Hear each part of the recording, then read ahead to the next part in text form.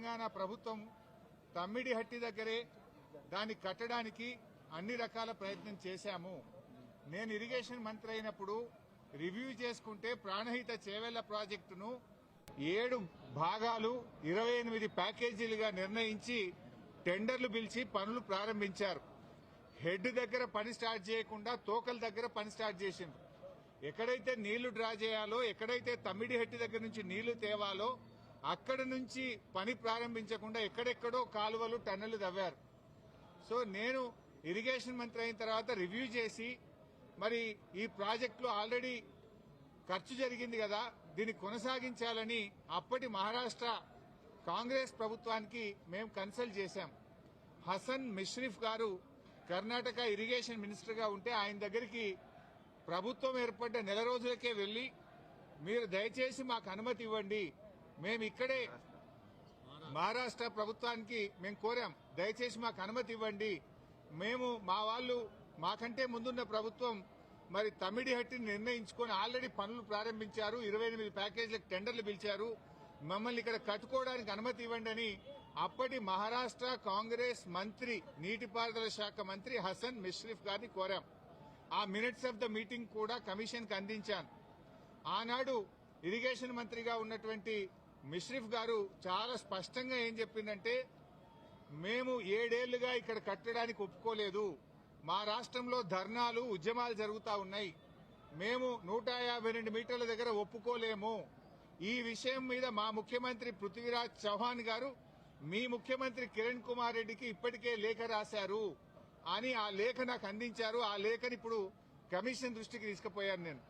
ఆ లేఖలో ఏముందంటే, మీకు మీరుగా నిర్ణయించుకొని పనులు ప్రారంభిస్తే మీరు చేసే ఖర్చు, మీరు చేసే డబ్బు ఏదైతే ఖర్చు చేస్తుందో అదంతా వృధాగా మారే అవకాశం ఉంది అని పృథ్వీరాజ్ చౌహాన్ గారు మన రాష్ట్ర ముఖ్యమంత్రికి రాసిన లేఖను ఆనాటి కాంగ్రెస్ మంత్రి నాకు ఇచ్చారు.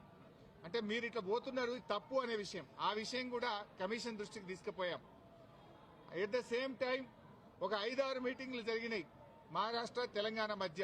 5-6 మీటింగ్లు మినిస్టర్ లెవెల్లో, ఇంజనీర్ల లెవెల్లో, ఫైనల్ గా ముఖ్యమంత్రి కేసీఆర్ గారు స్వయంగా మహారాష్ట్రకు వచ్చి మహారాష్ట్ర ముఖ్యమంత్రి ఫడ్నవీస్ గారితో జరిగిన చర్చల మొత్తం సారాంశాన్ని వారికి చెప్పే ప్రయత్నం చేశాం.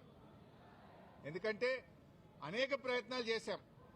మహారాష్ట్రలో కాంగ్రెస్ ప్రభుత్వంపై బీజేపీ ప్రభుత్వం వచ్చింది. అప్పుడు గిరీష్ మహాజన్ గారు నీటిపారుదల శాఖ మంత్రిగా ఉంటే 2015 జనవరిలో నేను వెళ్లి గిరీష్ మహాజన్ గారిని కూడా మీరు ఎంత నష్టపరిహారం అడిగినా ఇస్తాము, దయచేసి మాకు ఉద్యమాల్లో నుంచి వచ్చిన ప్రభుత్వం, నీళ్ల కోసమే తెలంగాణ ఉద్యమం జరిగింది, నీళ్లే మాకు జీవాధారం, మాకు తమ్మిడిహట్టి దగ్గర అనుమతించండి అని గిరీష్ మహాజన్ గారిని కూడా కోరాం. ఆయన కూడా ససేమిరా అన్నారు. అప్పుడు మన రాష్ట్ర ముఖ్యమంత్రి కేసీఆర్ గారు స్వయంగా మహారాష్ట్రకు వచ్చి అక్కడ మహారాష్ట్ర రాజ్భవన్ లో విద్యాసాగర్ రావు గారి గవర్నర్ గారి సమక్షంలో మహారాష్ట్ర ముఖ్యమంత్రి ఫడ్నవీస్ గారిని 17 ఫిబ్రవరి 2015 రోజు తమ్మిడిహట్టి దగ్గర బ్యారేజ్ కట్టడానికి అనుమతి ఇవ్వండి అని అనేక రకాలుగా కేసీఆర్ గారు మహారాష్ట్ర ప్రభుత్వాన్ని, మహారాష్ట్ర ముఖ్యమంత్రి గారికి విజ్ఞప్తులు చేశారు. అయినా వారు ససేమిరా అన్నారు.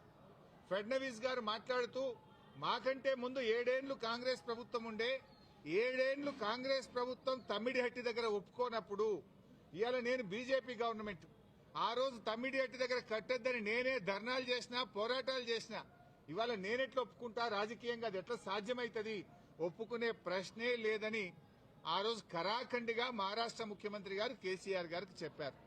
అంటే 7 ఏళ్లు మహారాష్ట్రలో కాంగ్రెస్, ఢిల్లీలో కాంగ్రెస్, మన దగ్గర కాంగ్రెస్, 3 చోట్ల కాంగ్రెస్ ప్రభుత్వం ఉన్నా తమ్మిడిహట్టి దగ్గర బ్యారేజీలకు ఒప్పించడంలో, అగ్రిమెంట్ చేయడంలో, పనులు చేయడంలో ఆనాటి కాంగ్రెస్ ప్రభుత్వం పూర్తిగా ఫెయిల్ అయింది.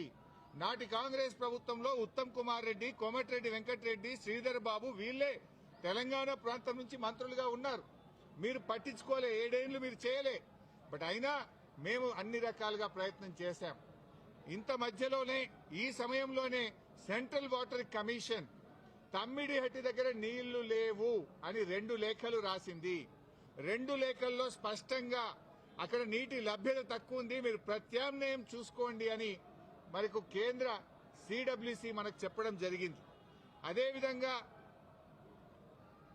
అదే సిడబ్ల్యూసి మీరు కట్టిన రిజర్వాయర్లు తక్కువ ఉన్నాయి, రిజర్వాయర్ల సంఖ్య పెంచుకోండి అని కూడా చెప్పింది. ఇవన్నీ లెటర్లు కూడా ఈరోజు కమిషన్కి ఇచ్చాం. సిడబ్ల్యూసి నుంచి వచ్చిన 3 లేఖలు ఈరోజు కమిషన్కి ఇచ్చాం. అప్పుడు కూడా కేసీఆర్ గారు ఒకవైపు మహారాష్ట్ర ఒప్పుకోవడం లేదు, రెండవ వైపు నీళ్లే లేవు. ఈ పరిస్థితుల్లో ఏం చేయాలని కేంద్ర ప్రభుత్వ సంస్థ వ్యాప్కోస్ కు కేసీఆర్ గారు మరి ఏం చేయాలో ప్రత్యామ్నాయం సూచించండి అని వ్యాప్కోస్ కు మేము ఇవ్వడం జరిగింది. వ్యాప్కోస్ ఎవరో అల్లాటప్ప సంస్థ కాదు, అది సిడబ్ల్యూసిలో అంతర్భాగము, కేంద్ర జలవనరుల శాఖలో అంతర్భాగము. ఆ వ్యాప్కోస్ కి ఇస్తే వ్యాప్కోస్ లైడార్ సర్వే చేసి డీటెయిల్డ్ గా ఎగ్జామిన్ చేసి మాకు మేడిగడ్డ దగ్గర నీటి లభ్యత ఉంటది, అక్కడ ప్రాజెక్టు కట్టుకోండి అని వ్యాప్కోస్ అనే సంస్థ చెప్పింది. ఆ వివరాలు కూడా కమిషన్ కి అందించాం. సో వ్యాప్కోస్ నివేదిక మేరకు, సెంట్రల్ వాటర్ కమిషన్ సూచనల మేరకు మహారాష్ట్ర ఒప్పుకోకపోవడం వల్ల మన ఇంజనీర్ల రికమెండేషన్ మేరకు ఆనాడు రాష్ట్ర ప్రభుత్వం నీళ్లు లేని చోట నుంచి నీళ్లున్న చోటకు మేడిగడ్డ ప్రాజెక్టుకు రూపకల్పన చేశాం. మీరు ఆనాడు నీళ్లు లేని చోట ప్రాజెక్టు ఇరికిచ్చే ప్రయత్నం చేసినారు. 7 ఏళ్లలో మహారాష్ట్రాన్ని ఒప్పించలేకపోయారు. అక్కడ వైల్డ్ లైఫ్ ప్రాజెక్టు కూడా ఉంది, చాప్రాల్ అనే వైల్డ్ లైఫ్ ప్రాజెక్టు కూడా తమ్మిడిహెట్టి దగ్గర ఉంది. వైల్డ్ లైఫ్ ప్రాజెక్టుకు అనుమతి రావాలంటే 10 ఏళ్లు అవుతుంది. మరి పోరాటాల నుంచి నీళ్ల కోసం ఉద్యమించిన తెలంగాణ ప్రభుత్వం నీళ్ల కోసం మేము వ్యాప్కోస్ యొక్క ఆలోచన మేరకు, సూచనల మేరకు నీళ్లు లేని చోట మీరు ప్రాజెక్టు ప్రతిపాదిస్తే నీళ్లు ఉన్న చోటికి మార్చడం జరిగింది. ఎందుకు మార్చామనేది documents, evidences, meeting minutes, central water commission లెటర్లు, మహారాష్ట్ర ముఖ్యమంత్రి రాసిన లెటరు అన్నింటినీ కూడా కమిషన్ కు పూర్తి ఆధారాలతో సహా సమర్పించడం జరిగింది. ఎందుకు మార్చవలసి వచ్చిందో సవివరంగా చెప్పేటువంటి ప్రయత్నం మేము చేయడం జరిగింది. కాళేశ్వరం కార్పొరేషన్ కు కేబినెట్ అనుమతి ఉందా అని అడిగారు. కేబినెట్ అనుమతి ఉంది అని స్పష్టంగా వివరాలన్నీ కూడా అందించడం జరిగింది. అదేవిధంగా బ్యారేజీ లొకేషన్ మార్పుల గురించి కూడా అడిగారు. అన్నారం, సుందిళ్ల గురించి అది ప్యూర్లీ టెక్నికల్ డెసిషన్. ఇంజనీర్లు డీటెయిల్డ్ సర్వే ఆధారంగా దేశంలో అనేక ప్రాజెక్టులకు కూడా ఈ రకంగా మారుతుంటాయి. మన నాగార్జున సాగర్ కూడా మారింది, ఎస్ఆర్ఎస్పీ ప్రాజెక్ట్ కూడా మారింది. సో అది ఏదన్నా డెసిషన్ బ్యారేజ్ కొంత ముందుకు వెనకకు జరిగేది అది ఇంజనీరింగ్ డిపార్ట్మెంట్ తీసుకోవాల్సినటువంటి నిర్ణయాలు అనేటువంటి విషయాన్ని కూడా కమిషన్ గారు అడిగినప్పుడు మేము చెప్పడం జరిగింది. మొత్తంగా ఈ ప్రాజెక్టులో రిజర్వాయర్ల కెపాసిటీ ఎంత, నీటి నిల్వ సామర్థ్యం ఎంత ఉంది అని అడిగితే 141 టీఎంసీల సామర్థ్యం ఉందని చెప్పి కూడా మేము వారికి చెప్పడం జరిగింది. అదేవిధంగా కాళేశ్వరంను కొంతమంది ఇవాళ పిచ్చి పిచ్చిగా కూలేశ్వరం అని మాట్లాడుతున్నారు. మొన్ననే నేను ప్రజెంటేషన్లో కూడా సవివరంగా చెప్పాను. కాళేశ్వరంలో 100 భాగాలు ఉన్నాయి, 100 భాగాల్లో అన్ని ఇంటాక్ట్ ఉన్నాయి.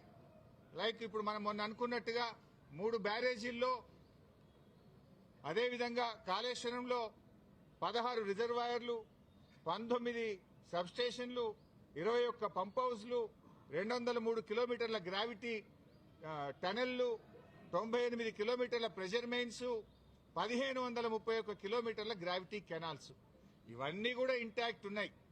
ఒకవైపు ముఖ్యమంత్రి గారు మొన్న పోయి గంధమల్లకు శంకుస్థాపన చేశారు.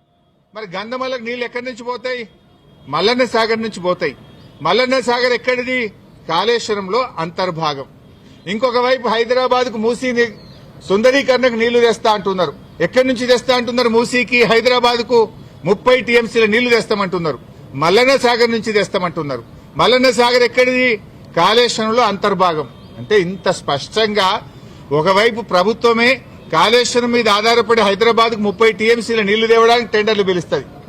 ఇంకొక వైపు మల్లన్న సాగర్ మీద ఆధారపడ్డ గంధమల్లకు టెండర్లు పిలిచి ముఖ్యమంత్రి శంకుస్థాపన చేస్తారు. ఇంకొక వైపు కాళేశ్వరం కూలింది, కుప్పగూలింది, కాళేశ్వరం లేదు అంటారు. అంటే ఇవాళ ప్రభుత్వం డొల్లతనం పూర్తిగా బయటపడ్డది. ఎప్పటికైనా కాళేశ్వరమే తెలంగాణకు లైఫ్ లైన్, జీవధార అనేది ఇవాళ ప్రజలకు స్పష్టమైంది. కమిషన్ ముందు కూడా చాలా వివరంగా అన్ని కూడా మేము ఏది నోటి మాటగా చెప్పలే, విత్ డాక్యుమెంటరీ ఎవిడెన్స్, సాక్ష్యాధారాలతో సహా గత ప్రభుత్వంలో తీసుకున్న నిర్ణయాలు, సిడబ్ల్యూసి రిపోర్ట్లు, వ్యాప్కోస్ రిపోర్ట్లు, కేబినెట్ నిర్ణయాలు అన్ని కూడా ఆధారాలతో సహా కమిషన్ కోరిన విధంగా మేము సబ్మిట్ చేయడం జరిగింది. See, today no questions, all political questions I will answer tomorrow in Telangana Bhavan.